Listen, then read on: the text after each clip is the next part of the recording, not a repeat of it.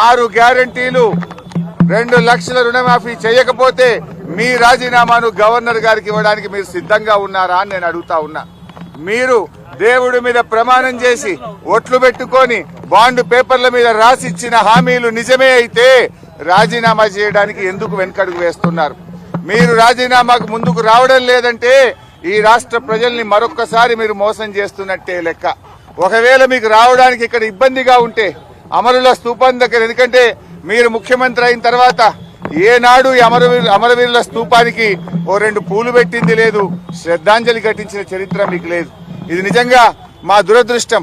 అయినా కూడా ఈ ఒకవేళ మీకు రావడానికి ఇబ్బంది ఉంటే మీ పిఏ ద్వారా పంపండి, లేదా మీ స్టాఫ్ ద్వారా పంపండి, మాకు అభ్యంతరం లేదు. కానీ మా ఆశల్లా, మా ప్రయత్నం వల్ల ఈ రాష్ట్రంలో ప్రధాన ప్రతిపక్షంగా ప్రజలకు ఇచ్చిన హామీలు అమలు చేయించడమే మా కర్తవ్యం. మాకు